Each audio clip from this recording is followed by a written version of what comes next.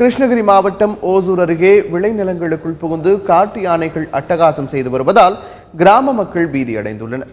ஓசூர் அருகே உள்ள போடூர் பள்ளம் வனப்பகுதியில் 30 காட்டு யானைகள் முகாமிட்டுள்ளன. பகல் நேரங்களில் வனப்பகுதியில் சுற்றித் திரியும் காட்டு யானை கூட்டம் இரவு நேரங்களில் விளைநிலங்களுக்குள் புகுந்து அட்டகாசம் செய்து வருவதாக விவசாயிகள் புகார் தெரிவிக்கின்றனர்.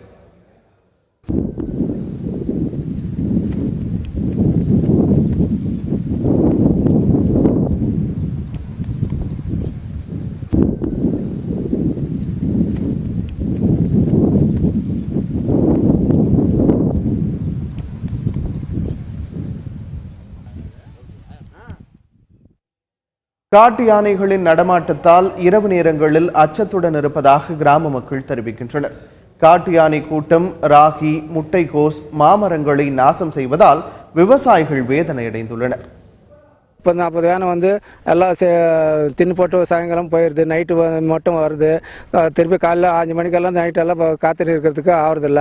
இந்த மாதிரி ஃபுல்லாக மிஷினெல்லாம் வடித்து பைப்புங்களெல்லாம் வடித்து தள்ளிட்டு இருக்குது. நாங்கள் எந்த பக்கமும் போகிறதுக்கும் வழியில் நைட்டு வரதுக்கும் போகிறதுக்கும் பயமாக இருக்குது. போடூர் பள்ளம் வனப்பகுதியில் முகாமிட்டுள்ள காட்டு யானை கூட்டத்தை ஜவளகிரி வனப்பகுதிக்குள் விரட்ட வேண்டும் என்று போடூர் ஆழியாளம் கிராம மக்கள் கோரிக்கை விடுத்துள்ளனர்.